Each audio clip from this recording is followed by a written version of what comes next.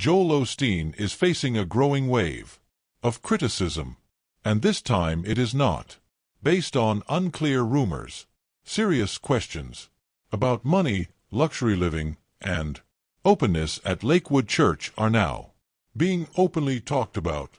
Old details are being looked at again. New information is coming out, and the image of the inspiring pastor is starting to crack. Is this just another media storm, or a real warning sign that Joel Osteen's empire is in trouble? You may not know. In December 2005, an incident on a Continental Airlines flight from Houston to Vail, Colorado, put the Osteen family under strong public attention. Sharon Brown, a flight attendant on the plane, filed a civil lawsuit against Victoria Osteen, saying that a confrontation grew worse after a liquid was spilled near Victoria's seat.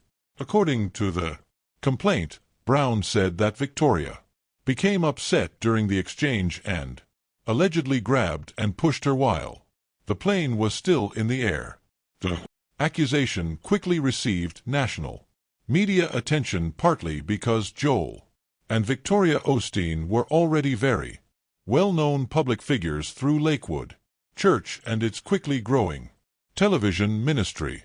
The lawsuit continued over several years, from 2005 through 2008, and became a repeated topic in both religious and mainstream news outlets. Brown asked for damages, saying the incident caused emotional stress and harm to her career. The Osteens, however, strongly denied the more serious accusations, saying that the situation had been overblown and that no assault happened.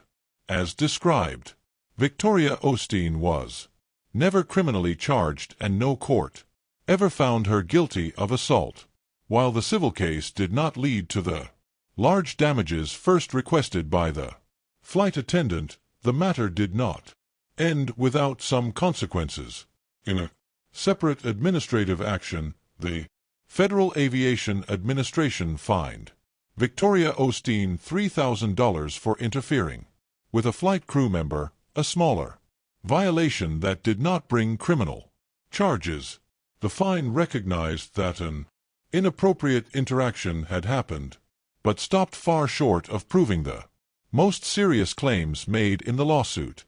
Starting around 2007 and continuing steadily through the 2000s into today, Joel Osteen has faced ongoing and very visible criticism from theologians, pastors, and Christian scholars who say that his preaching shows a form of the prosperity gospel. This theological idea teaches that faith, positive words, and obedience to God can lead to real blessings such as financial success, physical health, and personal progress. While extremely popular with audiences looking for encouragement and hope, the message has received strong criticism from many people in traditional Christian groups.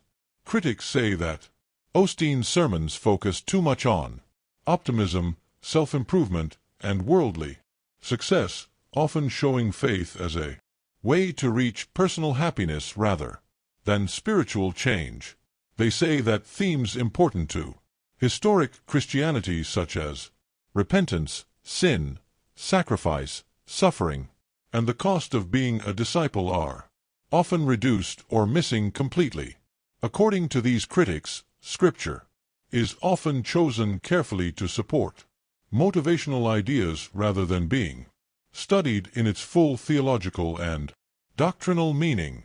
Well-known theologians, including Michael Horton, have publicly challenged Osteen's teachings, with Horton saying that some parts of his message are theologically shallow and sometimes not in line with traditional Christian beliefs.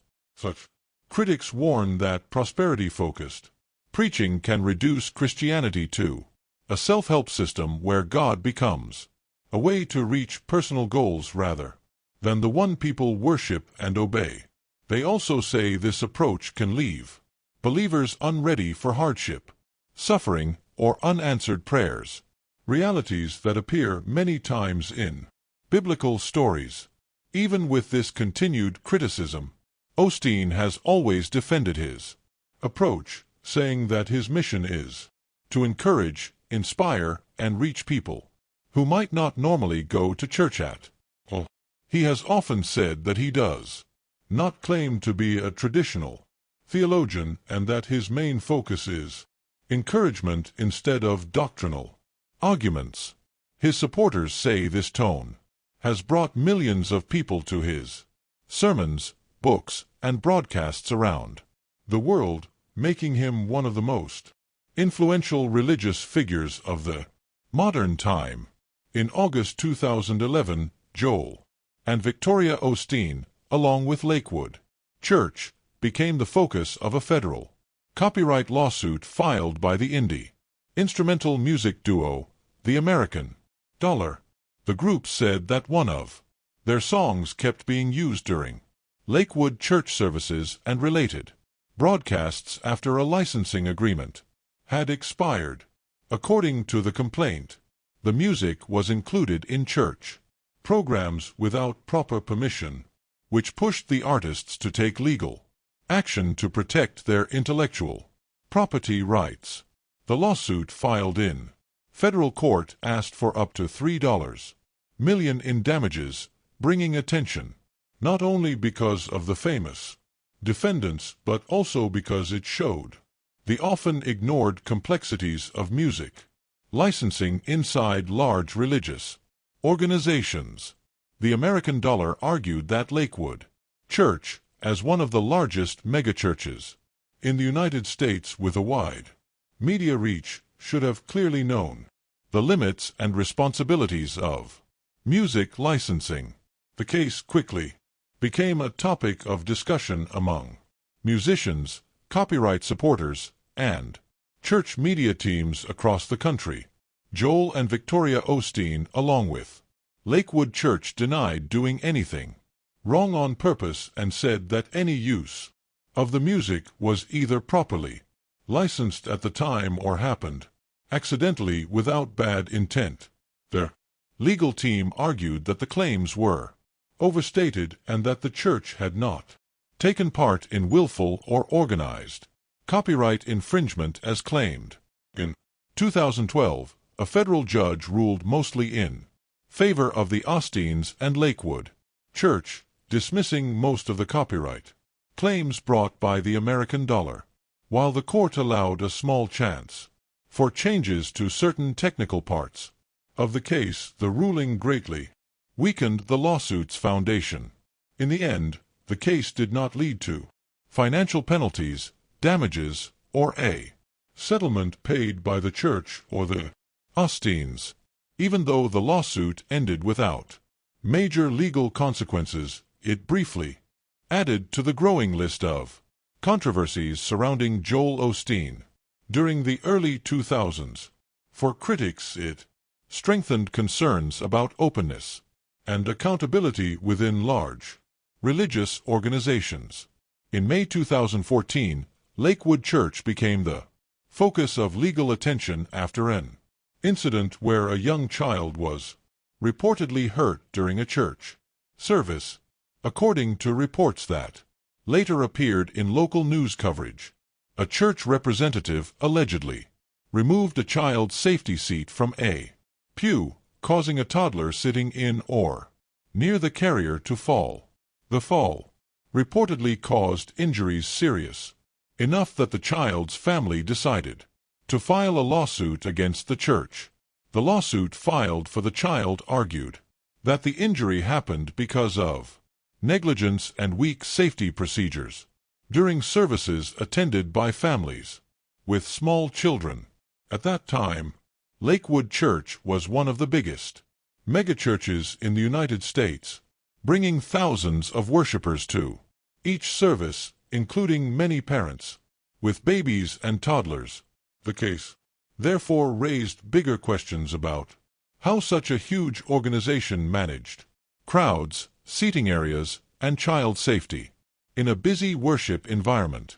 While the incident did not create long national headlines, it received some attention in local media and legal circles, especially because it involved a church led by Joel Osteen, one of the most well-known religious figures in America. Critics pointed to the lawsuit as proof that safety operations and staff training needed closer attention, especially in areas involving children. Supporters of the church said that accidents can happen in any large public place and warned people not to make big conclusions from a single incident. Details about the final legal result were not widely reported in major national outlets, and no public record shows a landmark ruling or precedent-setting judgment against Lakewood Church. As a result, the case slowly disappeared from public attention between 2014 and 2017. Still, the incident remained part of a growing list of legal and administrative challenges connected with the church. During that time, in August 2017, as Hurricane Harvey caused massive flooding across the Houston area, Joel Osteen and Lakewood Church found themselves at the center of a national controversy about disaster response, with tens of thousands of people forced from their homes and emergency shelters filling. Quickly, public attention turned to Lakewood's huge climate-controlled sanctuary, one of the largest church buildings in the United States, and why it had not immediately opened its doors to evacuees. The criticism grew stronger after Lakewood Church posted on social media that the building could not be used because of severe flooding.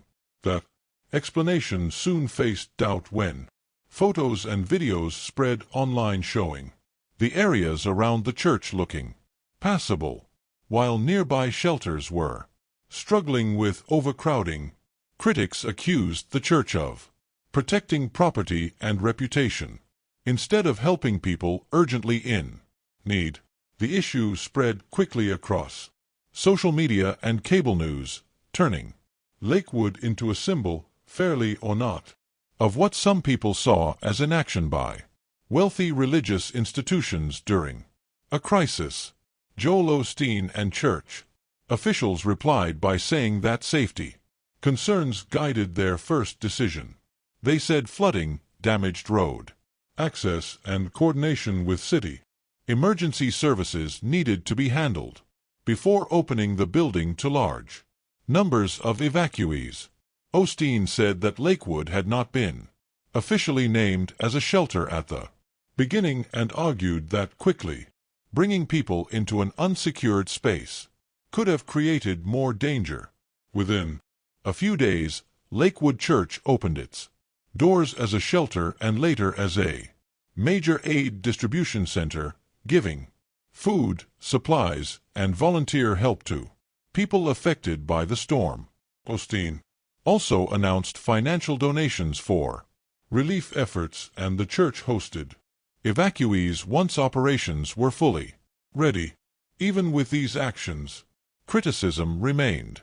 Many observers said that the delayed response weakened the church's message of compassion and raised difficult questions about the responsibility of megachurches with huge resources during emergencies.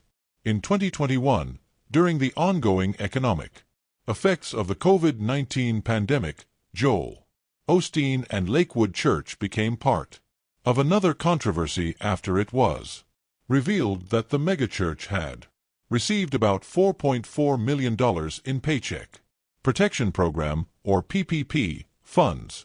The federal program was created to help small businesses and nonprofits keep their employees during lockdowns and major financial problems. While it was technically legal, Lakewood's participation quickly created public criticism because of the church's huge size, high profile, and long-known reputation for large income. Critics questioned whether one of America's largest and richest megachurches should have taken money from a fund that many struggling small businesses could not access.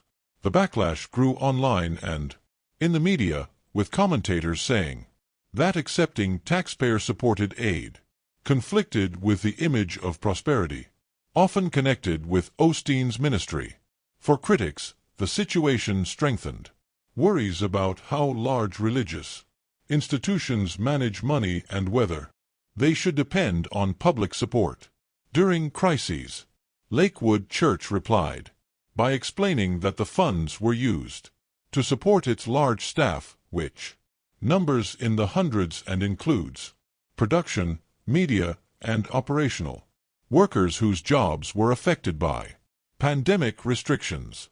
Church representatives said that the PPP loans were legally received under program rules and were meant only to protect employees from layoffs during a time of uncertainty. They also said that Lakewood, like many nonprofits, experienced disruptions to regular operations and in-person services. Even with those explanations, the controversy kept growing, which pushed Lakewood Church to finally return the entire amount of the PPP funds. The decision was presented as an effort to avoid distracting from the church's mission and to confirm its commitment to responsible stewardship. Supporters praised the repayment as proof of accountability, while critics saw it as a response to growing public pressure instead of early transparency. On February 11, 2024, Lakewood Church in Houston was shaken by one of the most serious violent incidents in its history when a shooting broke out inside the church building shortly before a Spanish-language service. Woman, later reported by authorities to have documented mental health issues, entered the sanctuary area with her young child and opened fire with a